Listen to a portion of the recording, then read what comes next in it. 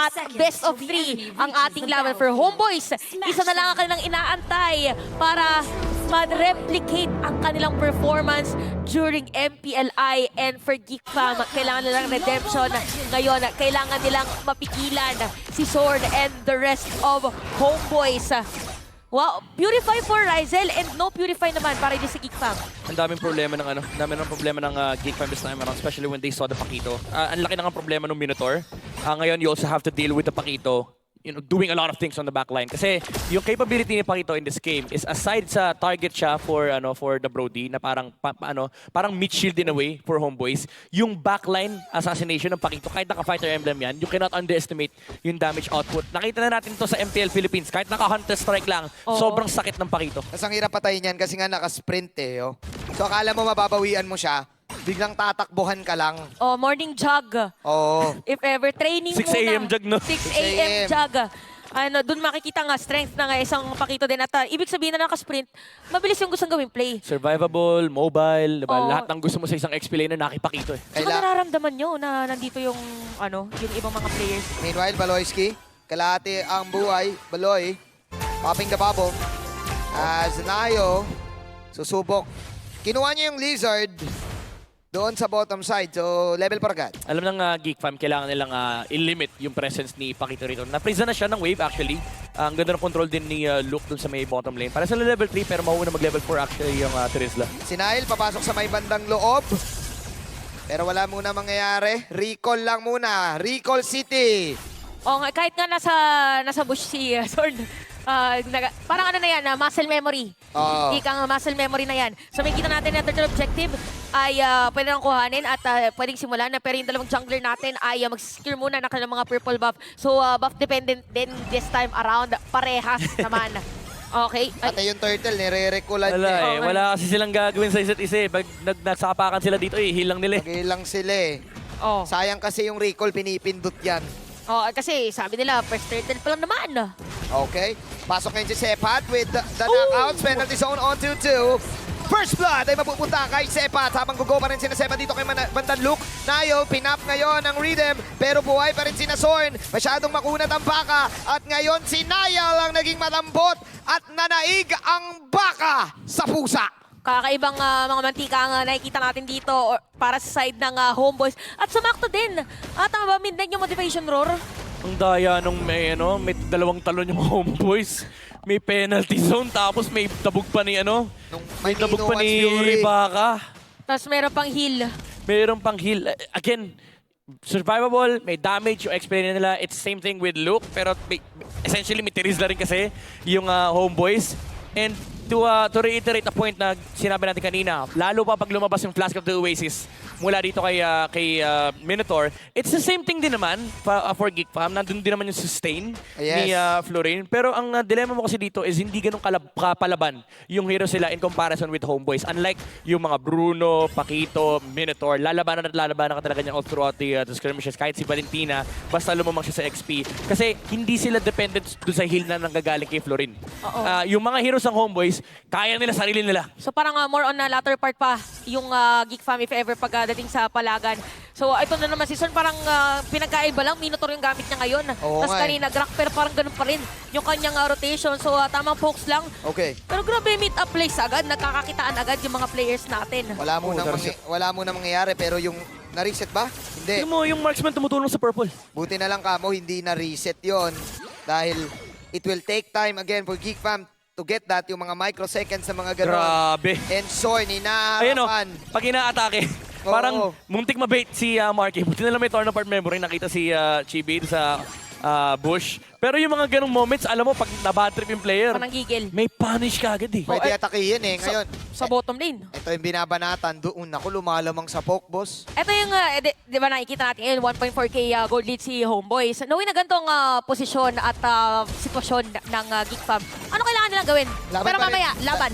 Lalaban ngayon sa top lane ng Geek Fam. Ayun yung dabog na meron si Sorn at ayun yung mga slice and dice with the Dimension Rips coming out from Chibi. Chibi, mababa out. Pero nandun si Warlord, shadow striking. Nandun si Apoy, popping the glooms. At magre-recall pa rin si Sorn. Still, Zorn playing mind games Oh, Warlord. against Geek Fam. Grabe naman yung timing ni Warlord tsaka yung pagkapit niya ng mga spells. Yung laruan ni Warlord, nagdedepende rin kung ano yung spell na hawak niya kanina. No? Yung nakuha niya yung penalty zone, Matic, pag kinasa niya kaagad yung kanyang ultimate. Ngayon, nung nahawakan niya yung Black Shoes, sobrang aggressive niya kasi alam niya meron siyang reset. So, yung laruan ng Homeboys talaga dito, makikita mo yung confidence. Now, to answer your question kanina, Geek Fam, kailangan nilang ma-utilize talaga itong Joy Pick with Nile, no? Ang problema is hindi rin ganun kadali patayin si Ryzel knowing nga na may kill. Nakakuha sila ng kill dito kay Ryzel. Medyo nag-overstep din yung Homeboys in that specific skirmish, no? Pero nakakuha din kasi ng return kill si Chibi. So they really have to be careful with these engages. Kapag kukuha sila ng pick-off, kailangan malinis talaga yung pick-off na yun. Oh, tsaka si Nile, naaaurahan din yung kanyang mga jungle. Ayan, perfect example. Nasepat na ni Kuya Sepat. So, yung supposedly kakapitan ni Nile pagdating doon sa kanyang paghabol sa gold ay nalilimit pa dito ng Homeboys ka naman 1.6k gold lead. Pero tingnan natin kung magkakaroon ba ng teamfight. So, again, for Homeboys, para pag gusto mong gumawa ng play, kung ikaw yung Geek Fam, parang hirap kasi Ang hirap. bigla nawawala. Laging may trade eh. Ito yung, alam mo, ito yung binibigay ni Zorn. Makikita mo din yung game IQ ng mga players. Lahat na nakikita ni Zorn, may kaakibat na trade eh. Nakita lang ni Zorn, okay, ang daming tao sa baba. Si Sepat, kinuha niya lahat ng jungle creep sa may bottom lane. Kinat niya kagad. Kasi alam niya hindi siya kaya galawin ng Terizla eh. So laging may katapat na play. Kung ano man yung nakikita ni Zorn. And all the while, ang ginagawa ng Geek Fam, pinapanood nila yung baka na mag-TP. Yeah. Tapos sinasaktan nila, ihihil lang ni Zorn. Yeah, it's all in, it's a trap. It's all a trap. Dito sa side ng Homeboys sa ginagawa nila sa side ng Geek Fam. At Tapang, oh. napupoke pa sila dito. Shadow strikes coming out from Warlord. May Black Shoes kasi. Slowly but surely, look at this. Geek Fam, Homeboys, I mean, 2.5k na ang gold lead. 7K pa, 7K. 7 minutes pa lang sa game natin para nakikita natin ngayon na parang yung Geek Fam din naliliman na talaga. So, even for Homeboys dito fully aware of their lead for this game. Sobrang nakaka-bad trip itong ginagawa ni Zorn for Geek Fam. Alam mo, lahat ng TP ni Zorn, ngayon, dito mo makikita and marirealize na this is information. And alam natin ang information, it helps a lot pagdating sa macro play.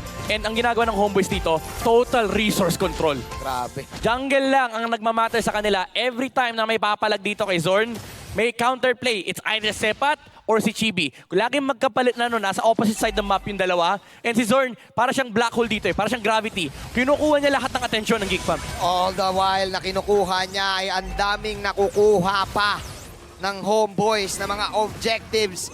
Maging itong orange, it's Oh, the oh my God. Homeboys owning the macro of this game. Tsaka kung titignan nyo, 8 minutes pa na sa game natin.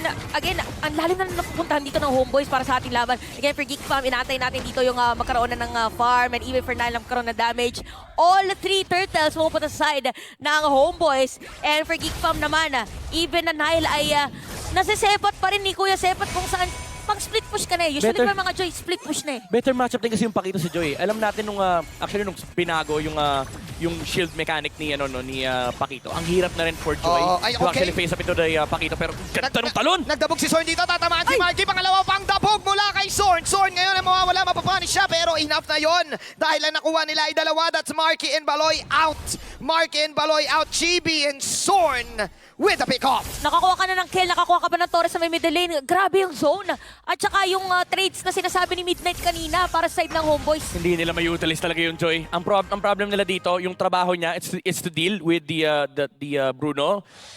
Ang nararamdaman niyang problema is kulang damage siya dahil may heal na nanggagaling mula kay Minotaur. By the way, hindi pa nga binuo yung Flask of the Waves. Radiant Armor lang talaga para mamitigate lang yung damage output mula dito kay Lilia. So lalo lang na-amplify yung Minotaur problem. So ang naging solusyon ni Nile is, okay, split muna ako, farm muna ako sa may side lanes. Yung Pakito naman, again, better matchup. Hindi problema kay Sepat na, okay, sige, harapin ko yung Joy.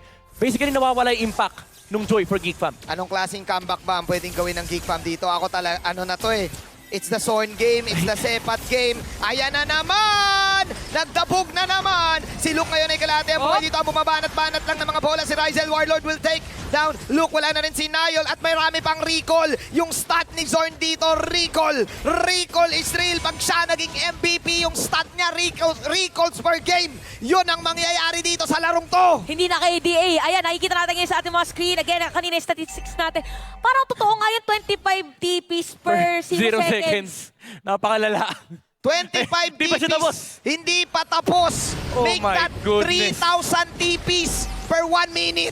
Pero we always have to remember na ng MPL Indo, nung ginulat din tayo ng GeekFam at na nauso ang The Solution, it was from a comeback. So pwedeng kumakapit lang din dito ang GeekFam pero makukuha na ng Homeboys. Dito yung 9.9K. Sobrang hirap kasi. Kaso- Imagine mo yung Minotaur naka-Radiant Armor, wala na makasing point para bumili ng Dominance. May Florin din kasi. Tsaka hindi naman niya didikitan talaga yung Brody ever. Yung mga damage na magpo-poke dito kay Zorn, magic damage. Joy, Lilia, Florin. I mean yung Teresa pwedeng i-poke yung Minotaur pero hindi rin ganun ka-happy yung Teresa doon kasi sisipasipahin siya ng Bruno. Oo. So talagang walang way for GeekFam to deal with this Minotaur of Homeboys. Kaya ako, personally, nahirapan ako nung lumabas yung Florin mula sa side ng GeekFam. Kasi essentially, wala kang early game.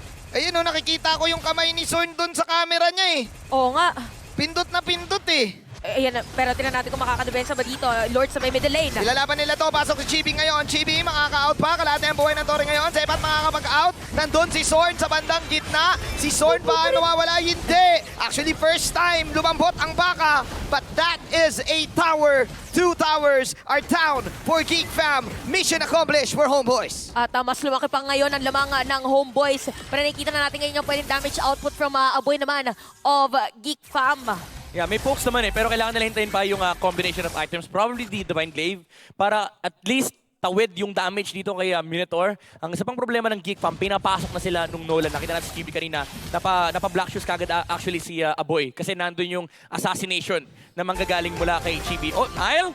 Niall? Ang hirap habulin talaga ng Nolan. Oo, madulas talaga ang isang Nolan. And for Homeboys ngayon, take note na binanggit natin si Nolan, meron ring Malefic Roar. Dito si Chibi. And GeekFam right now, talagang kapit lang sa cellphone. Tiis, pogi play ang kailangan nila ditong gawin. Tiis, pogi, technique mula sa GeekFam. Pero mas pogi ngayon si Zorn eh. Oo. Alam mo problem, isa pang dadagdag ko yung problema ng GeekFam. Next round, baka pag nag-base push ang Homeboys, ang kopyahin ng Valentina hindi yung penalty zone, yung ultimate ni Florin. Para may heal, no? Tapos Para may heal makapatong yung sa Minotaur pa. Oo. Lalong kukunat ang baka. Dry age steak. Pwede nilang gawin yun. Well done. Wow. Job well done. Well, ganyan pala mga kinakain. Hindi ko alam mga binabagit Ayan na. niya eh. Nabasa ko lang yan. Kakanood ko ng TikTok. May flask na yung Minotaur. Ayun. Oh, okay. So, yung kaninang sustain nila, wala pang flask. How much more ngayon? So, we'll see. Actually, medyo weird pa yung ginawa ni Zorn kanina eh. Parang mali ata yung flicker niya. Kasi nagdabog siya, tapos niretract niya parang, sige, wag na nga.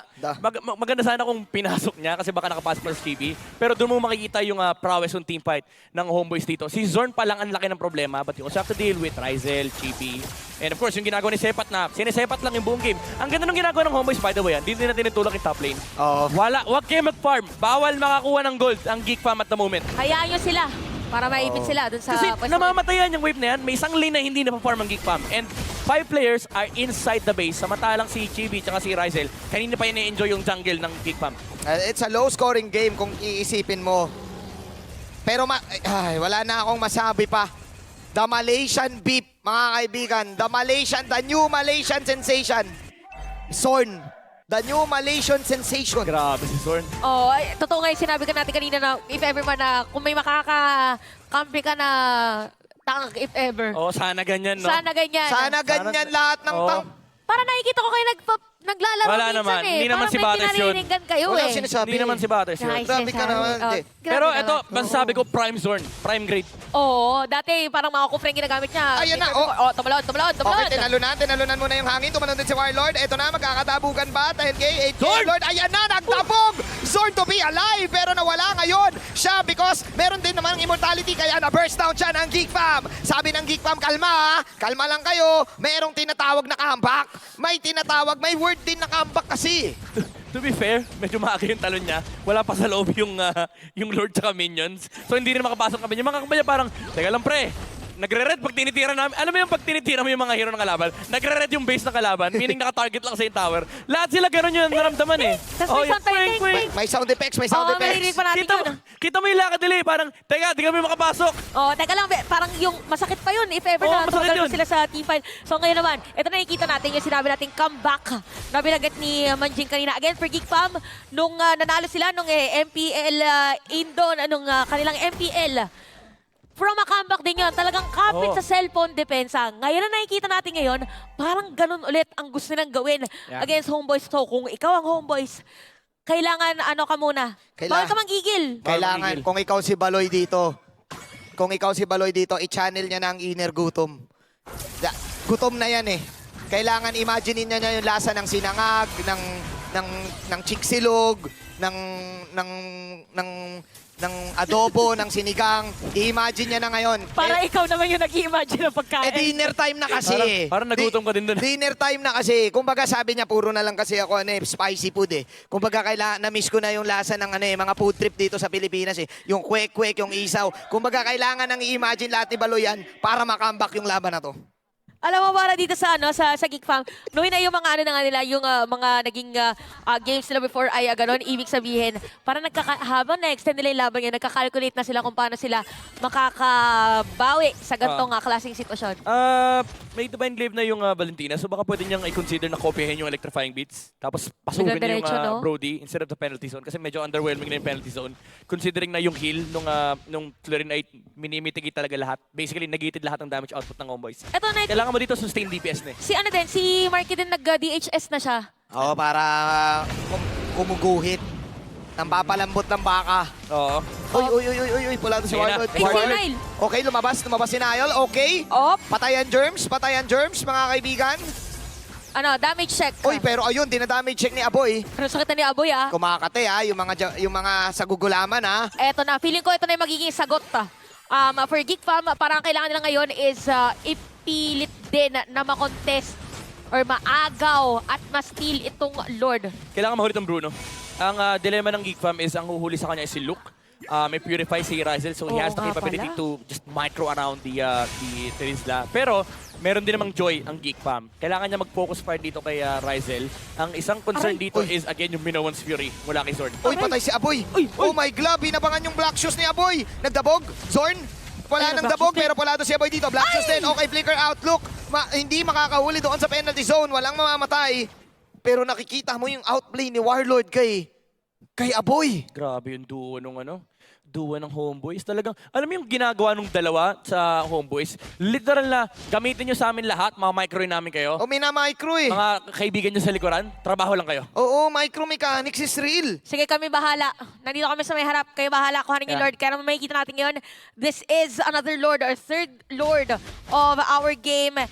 Almost 18 minutes. Merong Holy Crystal na dito si Baloyski. Tingnan natin kung ito na ba ang inaantay. Is this endable para dito sa Homeboys? Mauulit ba ang nangyari during MPLI? Hello? Si Luke ay Luke! pulado ngayon. Ngayon binabanatan. Slice and dicing para kay Chibi dito. Habang si Nile tumatakbo with the rhythm. Nandun lang si Marky na binabanatan muna yung Lord. Yung Lord ay susugod na. Meron pang dabog si Zorn. Pasok pa Uy, yun si Nile! Nile. Nile na masyadong malalim. Nile. Habang si Warlord pulado dito. Warlord with the Black Shoes. Ilalaban na lang to. Matatamaan Warlord! ang second skill ni Marky.